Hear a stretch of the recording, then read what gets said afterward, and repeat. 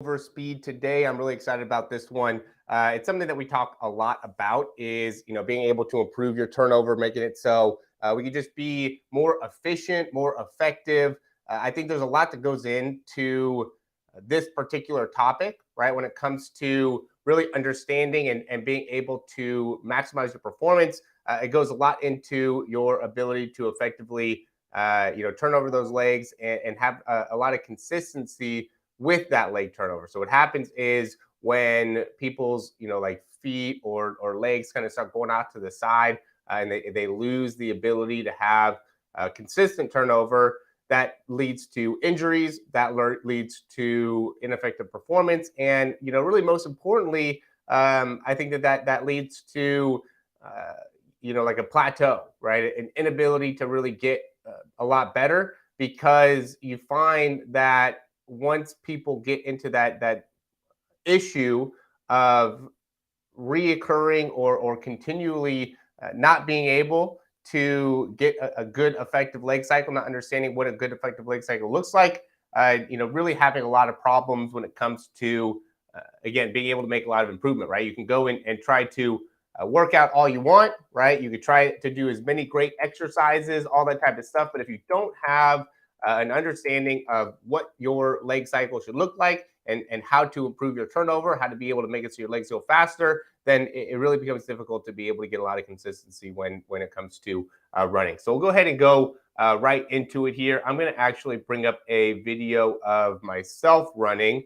As always, guys, if you're watching this and you like the information, click that thumbs up down below. That always ends up being, very, very beneficial for us. You guys can leave us a comment. That also ends up being very beneficial, very helpful. Let us know where you're watching from. If you're watching from YouTube, if you're watching from, Facebook, or even what part of the world are you watching from, right? Where are you situated in when watching this video? I really appreciate all the people that go in and are consistently watching these videos. Hopefully you guys like the, now that I'm posting a lot more consistently, I hope you guys are able to enjoy it and get a lot of great benefits from this. This will be something that I'm going to talk a lot more about here in, the next few weeks, next few months, and really probably for the next few years. We'll be constantly talking about this because it really is a topic that you can't get enough information from. It's like the same with foot strike, right? There's so much great information that goes into how your foot should be striking the ground correctly in order to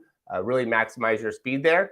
Very, very similar with this. I'm realizing here my thing isn't working. My background isn't working here. I gotta have to improve the background. It should be going through a few different things, but I guess today it's a little bit stagnant. We'll have to look into that and get that fixed up. But yeah, we're gonna go to the leg cycle. The main thing that we end up seeing, and for today, we're just gonna go in and have to show some, you guys, I guess, going to have to take my word for it in some of the cases here. Maybe actually I could bring up, there's one guy that I know has some inefficiency within his leg cycle here. This athlete. So sorry too, I'm getting over a bit of a cold here, so my voice might sound a little nasally.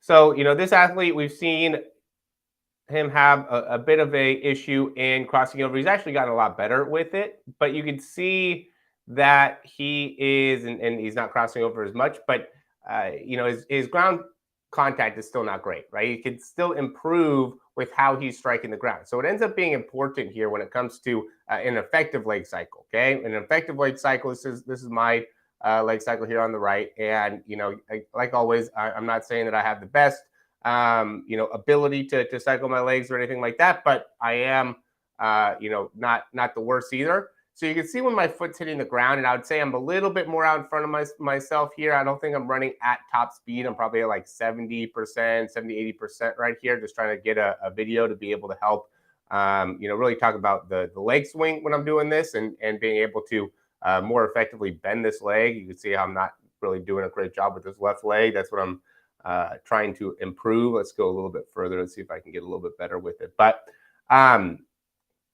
what you don't want to end up doing, and what I commonly see, is people will end up swinging their legs, really far out to the side. And you can go, watch enough people run like running on the side of the road, or at a local track. Just like stand behind them. Even a lot of times, like I'll go and I'll work out at like a Orange Theory, or go to the gym and work out, and you can see people on the treadmill, and they end up kind of like swinging their lower leg around to the side. And what that does is that makes it so obviously for every action there's going to be a reaction. So we'll go a little bit into all the things that cause that, and how to be able to correct it.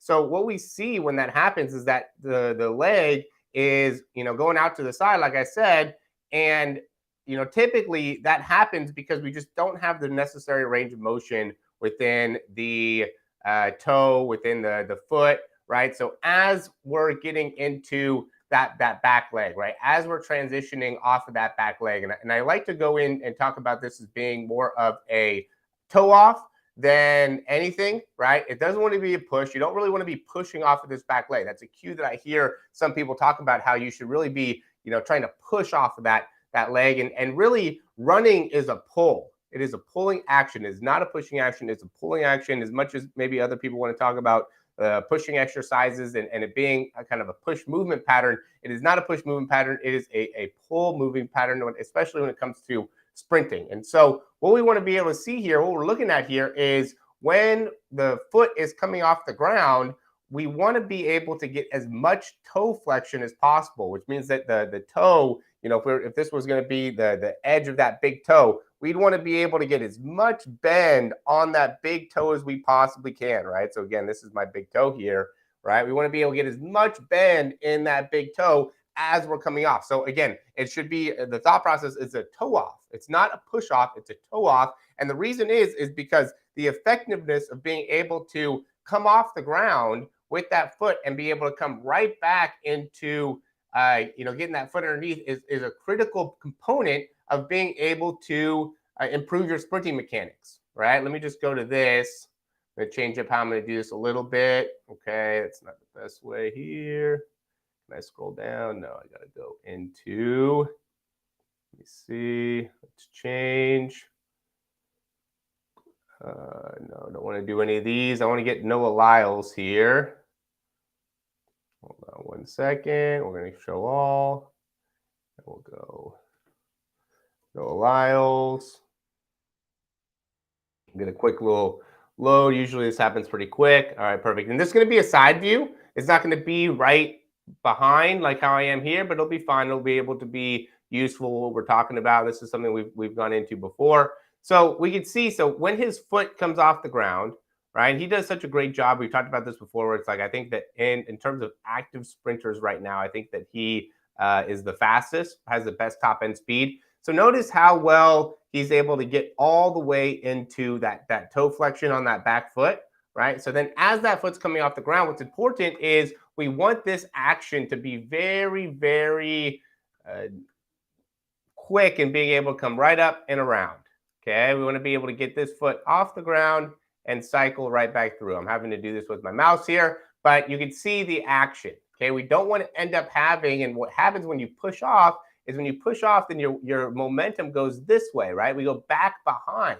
We're not trying to go back behind. We're trying to go really up and forward. Okay, the fastest people are able to get their foot off the ground very, very quickly and be able to get their foot up and forward. And what I'm doing here on the right, and because people talk about this too, they'll go and they'll watch a video, they'll send over a thing like, what are some drills? Give me some drills to be able to help this out. And I do think that there's a lot of drills that we could do for sprinting, right? That are just like kind of basic, butt kicks and A skips, B skips. I'm a fan of those. Straight leg runs. I'm a fan of those, or something similar to like Dion's, right? People talk about the Dion's because it's the Dion high skips. But when it comes to running drills, a lot of times, like what I'm doing here, I'm just practicing my movement pattern, right? I'm feeling what it is that I'm doing within this movement pattern.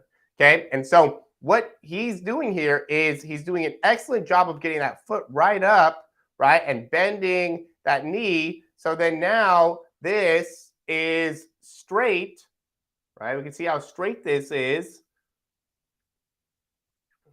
Okay, and with this being straight, with his knee being right underneath his hip, he's got a tremendous amount of height within that foot. Right? So that's an ability to, as soon as that foot comes off the ground, right? As soon as this foot comes off the ground, we want to be able to get into massive amounts of knee flexion while the foot is coming through. And what that does is that makes it so now that knee can come through quickly, right? And that shin can come through quickly. So now we have the necessary height to be able to get the foot out in front and then pull and land. That's what's important.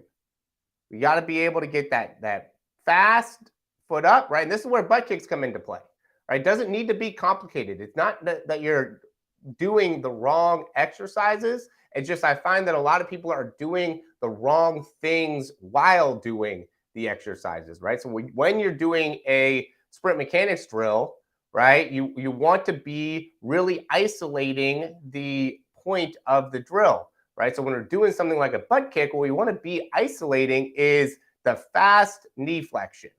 Because there's so many guys that just don't have that ability within their hamstrings or can improve within that ability to be able to flex quickly within their hamstrings.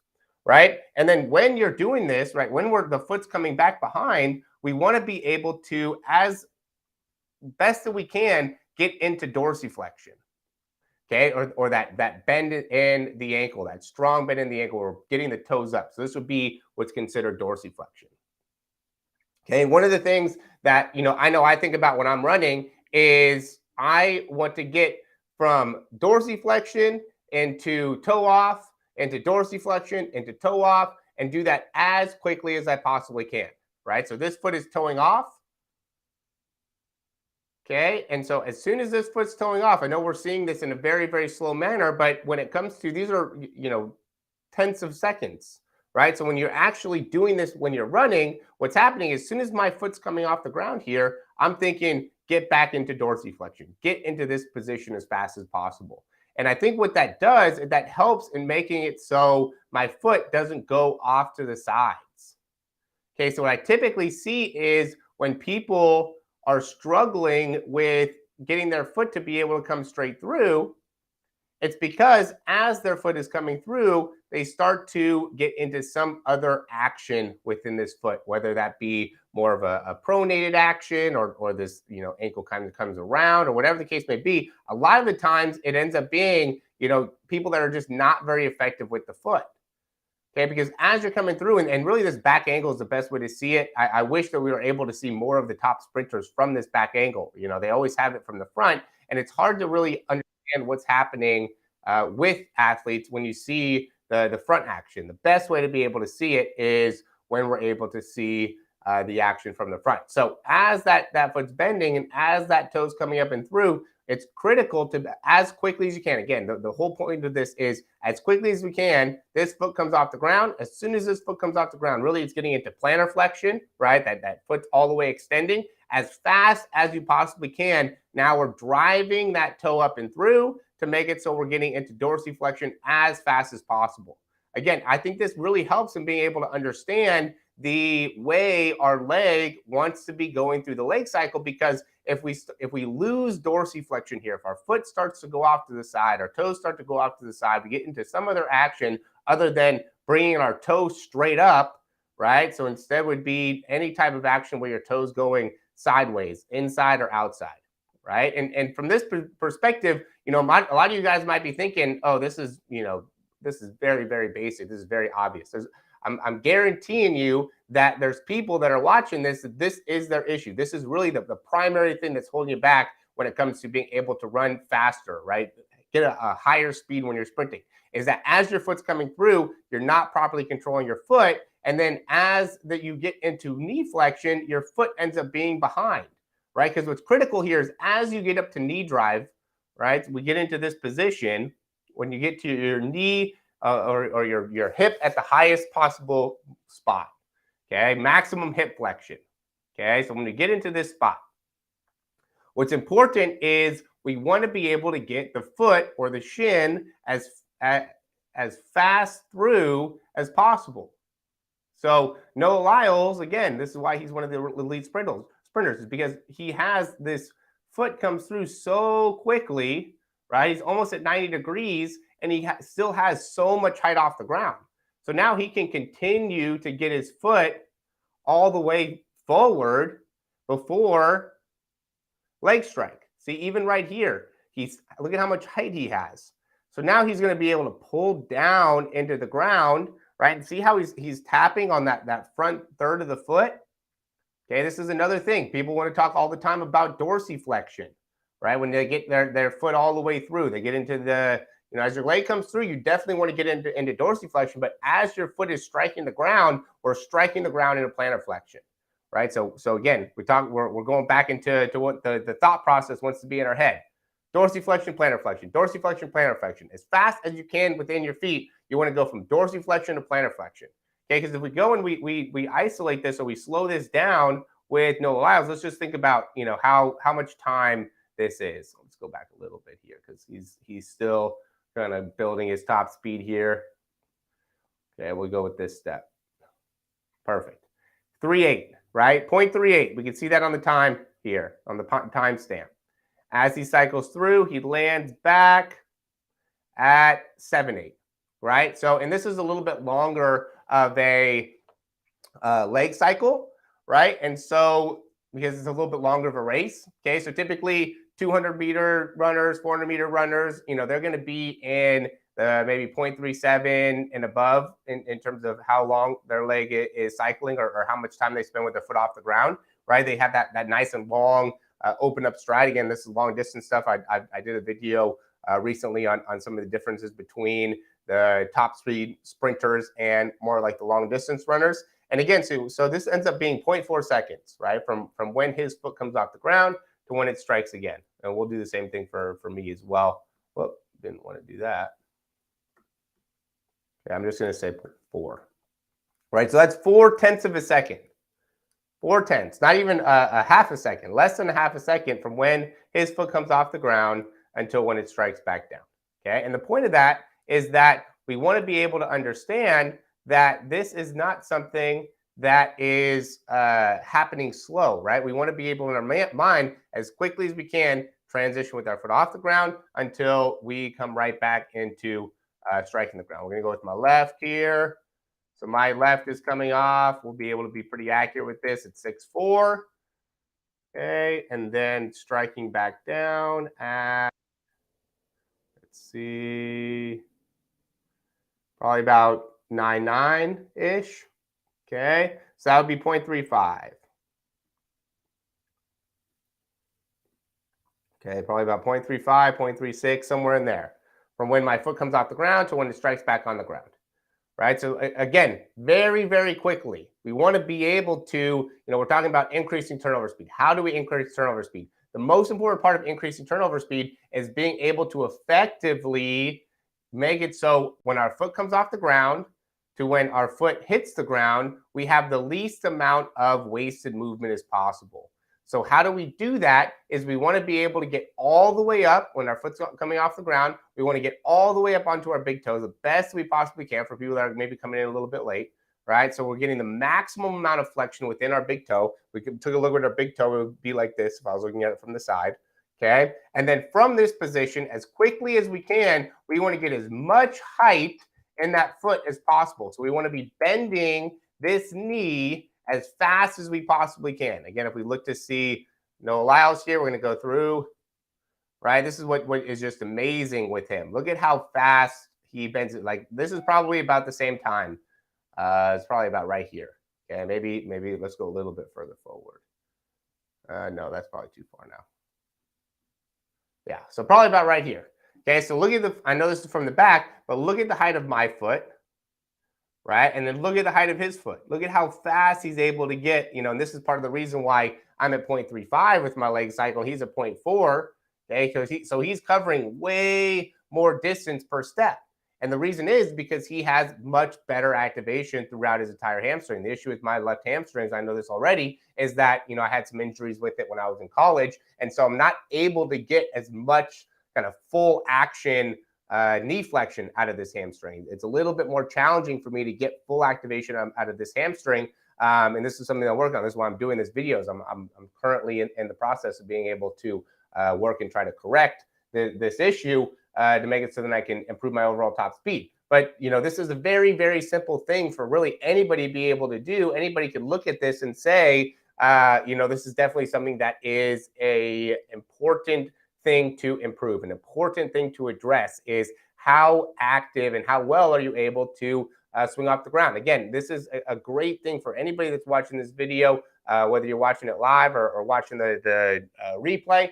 You should be looking to see how you run from the back, right? What does your running mechanics look like from the back? Because when you can see that and you can understand how your knee flexes, right, and how you're able to bring your foot through, what you can then discover is what are some areas to do to improve my actual mechanics, right? We could take a look. Let's take a look at, let's see this. Let's see Jack. Let's see how he's able to go through this. Let's see if we can find something on here that could potentially be helpful for everybody. It looks pretty good. So see here, see how with this foot, this left foot, as he's coming through, see how he starts pointing that toe off to the side? It's not great. Okay, see how my toe's down? Watch as I come through. See how my toe is coming straight up?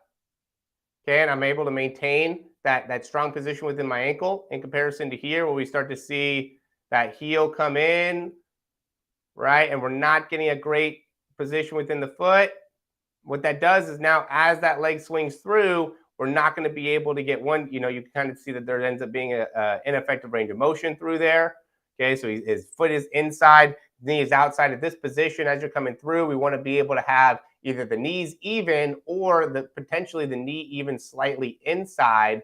Sorry, not knees even, but the knee either even with the ankle or potentially inside the ankle. We do not want to see at this position the knee going outside of the ankle.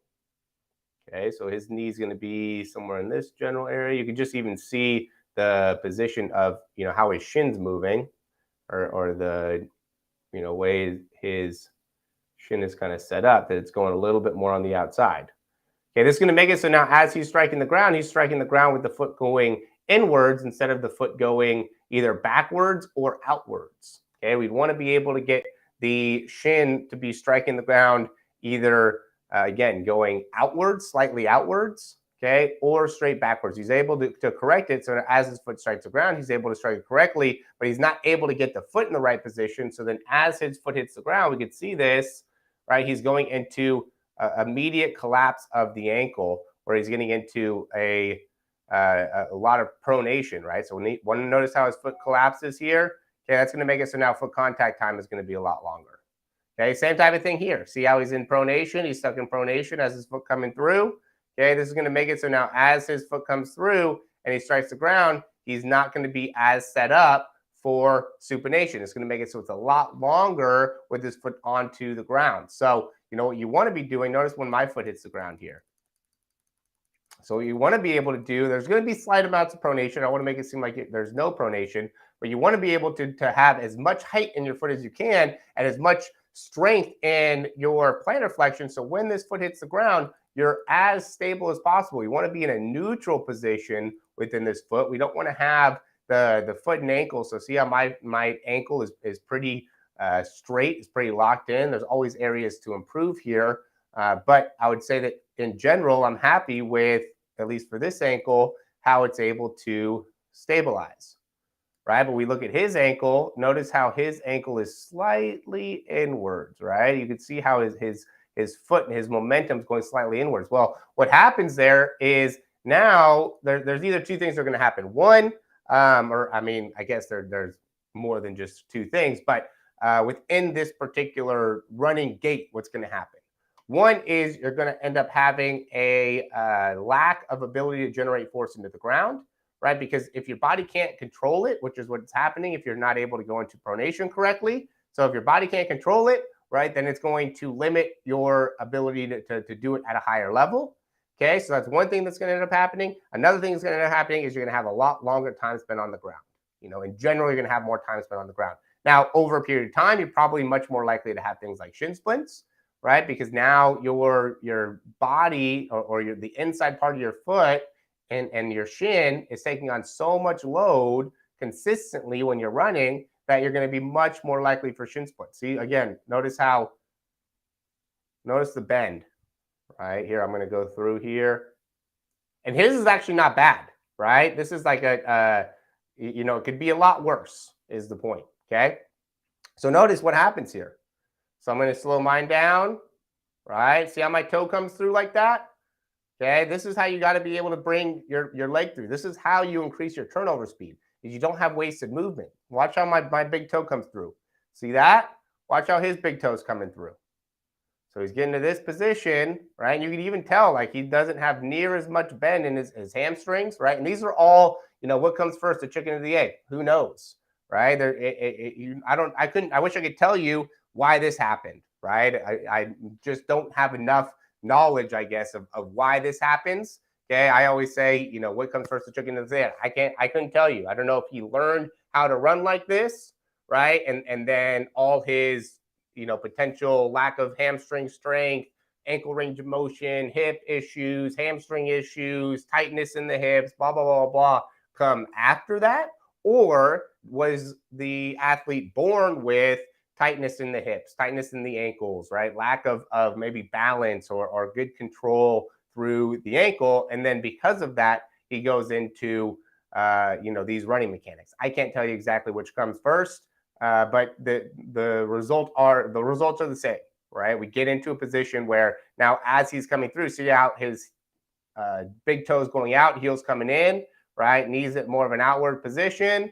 So now as this foot's coming through, you can see how he's not going to be able to get as good of a leg strike. He's still, this is still an athlete that runs, especially for his size, at a pretty elite level, right? This isn't somebody that is not running well, right? This guy's probably about I want to say he's like 215 in terms of how much he weighs, and is running like 4'8", right? And 4'8", 4'9". Not bad. I think he's only 16. Okay, so those are good numbers, right? In terms of his size, being 215 at 16 years old, running sub 5 is not bad, right? But it's like, how can we get to the next level? We got to be able to control the ability to land and have a better understanding of, what that should look like. We'll go to another athlete here real quick. This will be the last one. If you guys have any questions, leave them in the chat down below. That'll help me out to kind of understand, if you guys have anything that you're wanting to get a little bit more information on, maybe help you out. This is going to be a little bit of a younger athlete, and we've actually been working on this for a while. So I picked out one. Hopefully this ends up being one that can be a good example, but he's still not 100% fixed either way. So we'll have some things to be able to look at for sure.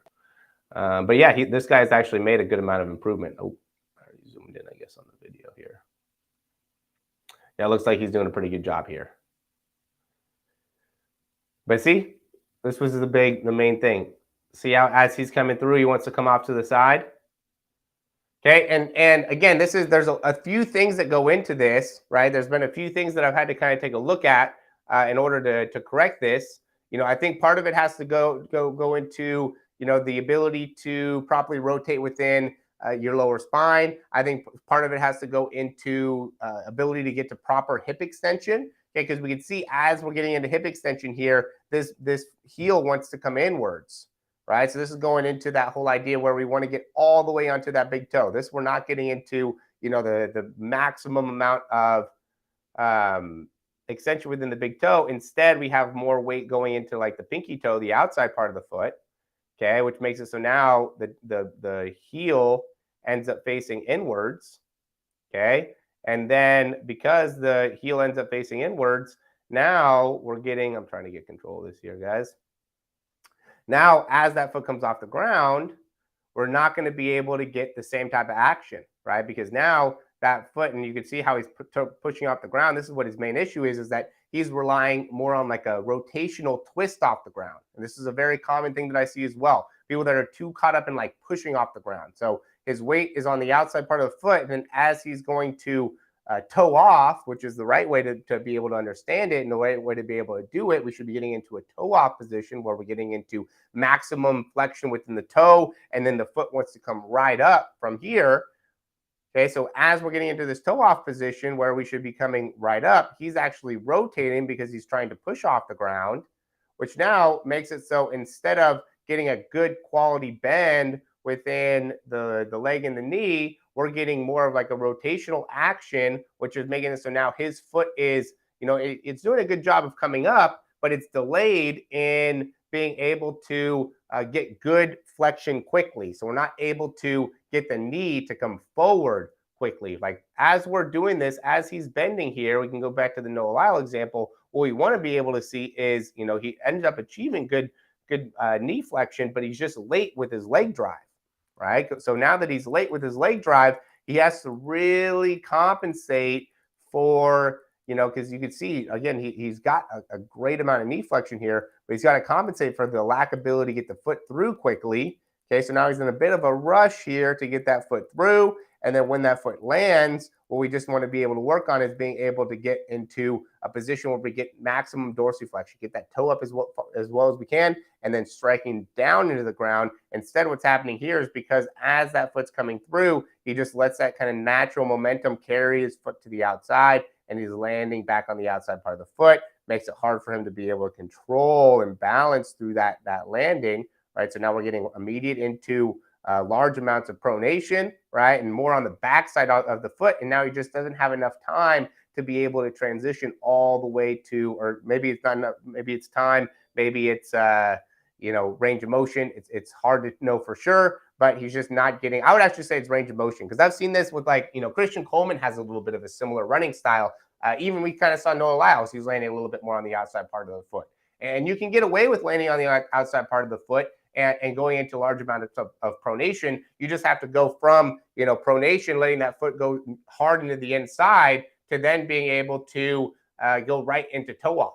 You can't get stuck with going into pronation and then coming back to the outside. So it typically happens, and what's happening with this athlete here on the left is he lands, right? And he goes into that pronation. Okay, so we're seeing that foot pronation. I know, so for the people that are watching this, if you don't understand the words and the terminology that I'm saying, definitely go and check out more of the videos. I have a lot of stuff where I'm talking about these kind of basic, examples of how the foot is moving. But we see him going into pronation here, and then now he's transitioning back into what's called supination, or transitioning his way to the outside part of the foot. Okay, and so the right way to be able to do this would be, the top athletes, what they do is now they just transition from that pronation position, right, allowing all that weight to be on or come to the inside, right? So you go in, you kind of go through pronation, you keep that weight forward, and then you just go right into toe off. Okay, and then once you can go right off into toe off, now you can bend the knee and come right back through, and you won't get stuck with that shin coming back behind. There's, again, this is another athlete that for his age group, he's actually a pretty high performer. He has a lot of quick leg cycle, and it's all about, his dad's just talking about, I just want him to be, the best version of him that he can be, and I know that he can run faster, right? So that's kind of why he's coming to me, because I see he already has a talent for sprinting, but I just want to be able to see, how can we get more out of him? And this is the key thing, right? We've been going hard into understanding, I didn't save one of these, but I wish I could show you guys what he looked like when I first got him, where he was crossing over a ton, right? And so, being able to get into hip extension, being able to help him better understand pronation compared to supination, right? And I don't go too much into the words, especially with an athlete like this. I want to say he's 11 or so, but 11, 12, somewhere in there. But really going more into understanding, being on the inside part of the foot, being on the outside part of the foot, how to be able to balance. So I do a lot of different exercises where I'll force him to fall into largest amounts of pronation or largest amounts of supination, and have it so he needs to be able to stabilize that and force, the opposite, push him into supination. So then he has to be able to control pronation, and vice versa. And that gives his brain, his body, a lot of ability to then be able to react and respond. And so now, when I can cue him on certain things in terms of the foot position and the leg position, he's able to adapt and respond to that in a positive way, which then makes it so then we can implement that within his running form. But yeah, again, there's a lot of ways to go about this. There's not one way to fix this crossing over issue. There's not one way to fix the turnover speed, right? You can improve your turnover speed too, just by improving your arms. We could be talking, I could have done this whole thing just talking about how we can improve our arm swing, right? We went all into the lower body today, but like I said at the beginning, this is something that I'm going to be talking about for the weeks, months, years, because there's so much that goes into improving your turnover speed. And today was really just kind of the basics and understanding the foot and how to be able to utilize the foot and how it should be going through the different phases of the leg cycle in order to help you run faster. So I hope you guys were able to get a lot out of this. I hope this ended up being the best beneficial thing for you. You guys can go ahead and leave in the comments down below, send me a message, whatever ends up being, the best thing for you. If you have any questions or anything like that, we're going to go ahead and wrap this up here. But yeah, as always, guys, thanks for watching. I appreciate the people that decided to show up here. I know I sent out the email a little bit late, but, I just wanted to let you guys know, get you guys aware that we were doing the live streams today. We're going to be doing these every Wednesday, 12 o'clock. Typically on Fridays, we're going to do quarterback mechanics. I'm going out of town this weekend, so I'm not going to be able to do Friday. I'm going to try to be able to do either Saturday or Sunday. My hope is to be able to do it on Saturday, but I don't know for sure if there's any quarterbacks watching. But every Wednesday, 12 o'clock, we're going over sprint mechanics. Catch this live stream here. Subscribe. Like the video. You guys can check out. I don't know if you're watching on Facebook or anything like that. We have a lot of great things to be able to help you out on a wide variety of different platforms. So again, guys, thanks for watching. Check out some of the programs down below if you haven't already, and we'll talk to you soon.